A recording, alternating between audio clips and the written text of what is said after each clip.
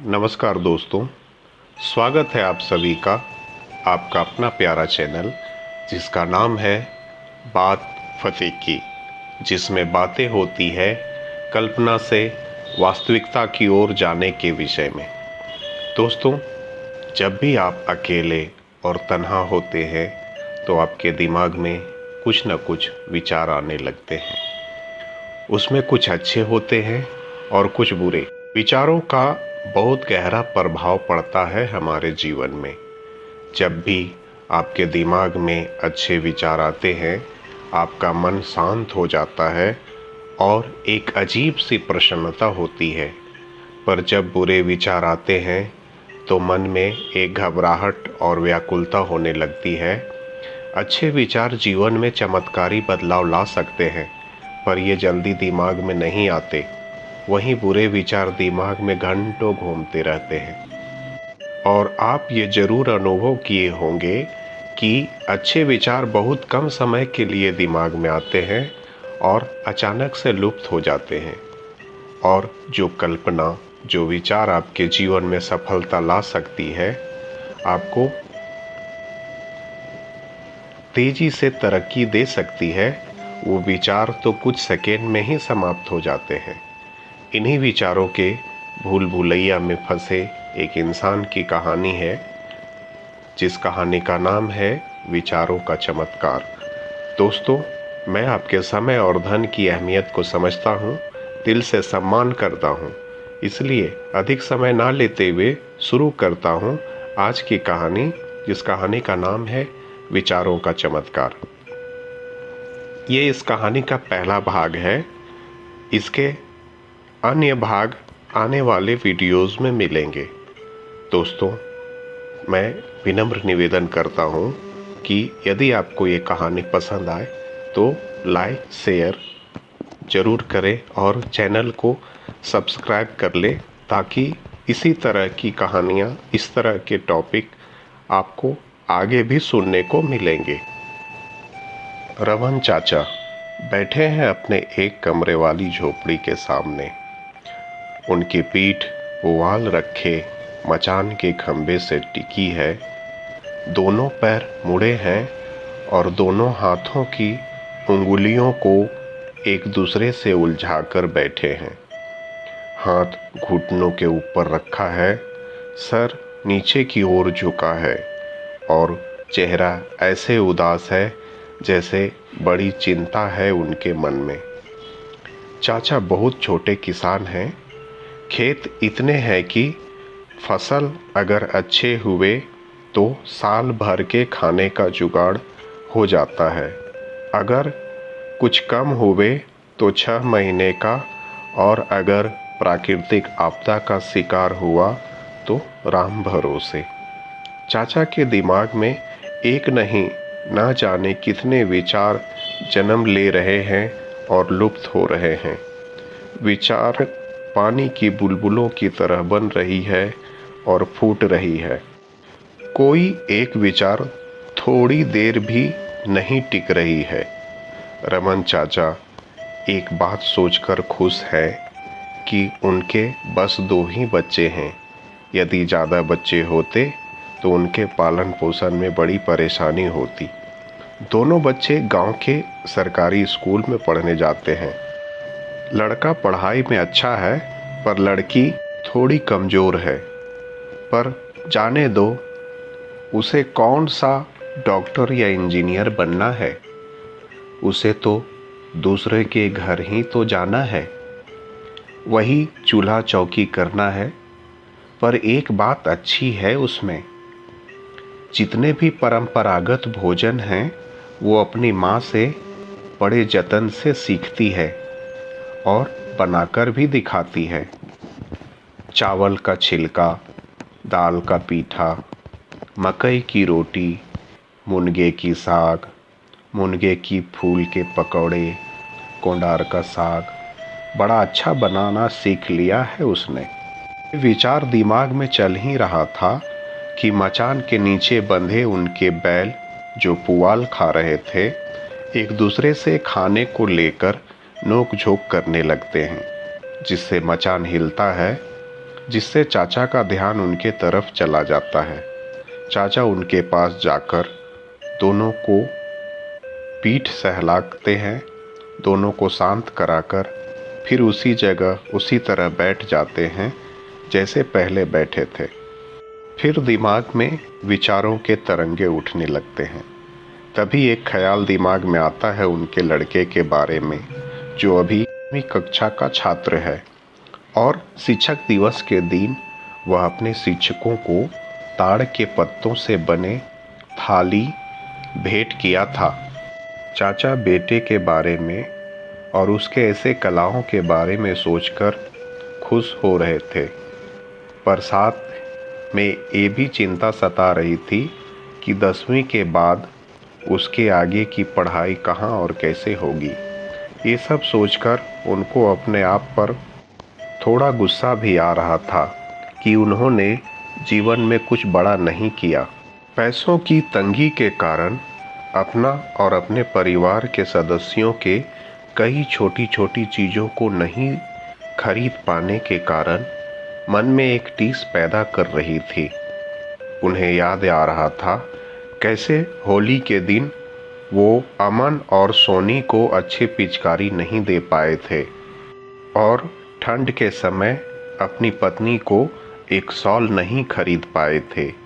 इन चिंताओं में खोए ही थे कि उन्हें झोपड़ी के आगे जो छोटी सी छावनी जैसा बरामदा जो 4 लकड़ी के खंभों के ऊपर पुआल के फूस से ढका था, उस पर 2 बिल्लियां झगड़ रही थीं और जोर जोर से चीख रही थी। चाचा उनको डांट कर भगा देते हैं और मचान की ओर बढ़ते हैं। वैसे ही अमन और सोनी स्कूल से आते हुए दिखते हैं। दोनों दौड़ते हुए चाचा के पास आकर दोनों बाहों में समा जाते हैं। चाचा के चेहरे पर चिंताओं से दबी हुई हंसी है। चाचा दोनों को हाथ मुंह धोकर खाना खाने की बात कहते हैं। दोनों बच्चे चले जाते हैं। रमन चाचा अब उस छोटे से बरामदे में टहलने लगते हैं। उनका सर नीचे की ओर झुका है, जैसे किसी बात से शर्मिंदा हैं। वे टहलते हुए एक खंभे में अपने आप को टिका लेते हैं और फिर कुछ सोचने लगते हैं। तभी उनके गली से एक टेंट हाउस के सामान से भरा एक ट्रैक्टर गुजरता है। चाचा देखते हैं तो उनको ध्यान आता है कि कल बुद्धन की लड़की की शादी है। बुद्धन जो एक पान का दुकान चलाता है और ठीक ठाक कमा लेता है। चाचा सोचते हैं काश मैं भी कोई छोटा मोटा धंधा कर पाता तो इतनी स्थिति खराब न होती। चाचा अपने समय के 5वीं पास व्यक्ति हैं, लिखना पढ़ना आता है, पर क्या फ़ायदा, इतनी कम पढ़ाई वाले तो नौकर के ही काम आते हैं, पर वो प्रभु तो नौकरी ही करता है। सुना है दिल्ली के किसी बड़े होटल में काम करता है, वो भी तो अच्छा खासा कमाता है। पक्के का 2 कमरों वाला घर भी बनाया है उसने और उसके बच्चे भी प्राइवेट स्कूल में पढ़ते हैं और मैं एक बैठा हूँ खेत पकड़ के। बाप दादा तो मिट्टी की सेवा करते करते मिट्टी में मिल गए, अब मैं लगा हूँ सेवा में। पता नहीं मेरा क्या होगा। मन तो करता है मैं भी ये सब छोड़ छाड़ कर कहीं नौकरी चला जाऊं। इतना सोच रहे थे तभी फूले हुए महुए पानी का बाल्टा लेकर चाची सामने रखते हुए कहती है, बैलों को पानी पिला दीजिए। चाचा बैलों को पानी पिलाने लगते हैं। पानी पिलाते हुए बैलों को देखकर प्रसन्न होते हैं, क्योंकि उनके दोनों बैल सुंदर और हिष्ट पुष्ट हैं। दोनों बैल बड़े ईमानदार हैं। जब भी उनको हल या बैलगाड़ी में जोता जाता है तो किसी को पीठ पर हाथ तक रखने नहीं देते। ऐसे बैल पूरे गांव में किसी के नहीं हैं। चाचा बैलों को अपने बच्चों जैसा प्यार करते हैं। बैल भी चाचा से बहुत प्यार करते हैं। पानी पिलाकर बाल्टा घर में रखने जाते हैं, तभी चाची बोलती हैं, शाम हो गया, रात के खाने के लिए थोड़ा पालक धनिया और टमाटर तोड़ लाइए। चाचा के घर के पास ही एक छोटा सा खेत है जिसमें खाने भर का साग सब्जियां लगाते हैं।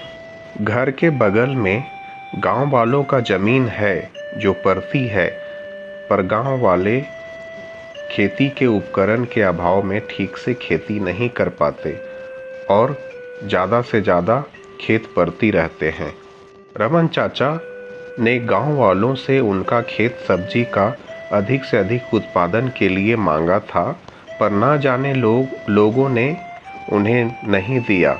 शायद उनको लगा कि यदि रमन ज़्यादा सब्जी उगाने लगेगा तो ज़्यादा अमीर हो जाएगा और हमें पीछे छोड़ देगा, तो इससे अच्छा है परती ही रहे। रमन चाचा गांव वालों के इस कुंठित और छोटी सोच से बड़े दुखी रहते थे। वह हमेशा यह सोचते, आखिर क्यों गांव के लोग एक दूसरे के प्रति इस प्रकार का ईर्ष्यालु भावना रखते हैं? क्यों लोग एक दूसरे का सहायता करके जीवन में आगे नहीं बढ़ते? क्यों एक दूसरे के हौसले को नहीं बढ़ाते? क्यों एक दूसरे को पीछे खींचने में लगे रहते हैं? काश सब लोग एक दूसरे से कंधा मिलाकर चलते, किसी एक को खेती में सफल बनाते और एक एक करके सभी लोग खेती में सफल होते जाते, धनवान होते जाते, उनका दुख तकलीफ कम होता जाता, तो शायद उनके मन का खटास खत्म होता। सभी जब एक समान हो जाते तो एक दूसरे के प्रति ईर्ष्या का भाव खत्म हो जाता, लोग एक साथ मिलकर बड़े प्यार से रहते, मेरा गांव खुशहाल हो जाता। लेकिन ये तो बस एक कल्पना मात्र है। काश मैं इस कल्पना को साकार कर पाता, काश मैं इस कल्पना को धरती पर उतार पाता, इसे मूर्त रूप दे पाता, मैं कुछ ऐसा कर पाता जिससे मेरे गांव वालों का मदद मिलता, लोगों को कुछ ऐसा दे पाता जिसकी सहायता से वो आसानी से खेती कर पाते, फसल उगा पाते, अपनी आमदनी बढ़ा पाते, जिससे उनके जीवन में खुशहाली आती। शायद गांव वालों की आर्थिक तंगी ही है जो उनके स्वभाव में दिखाई देता है।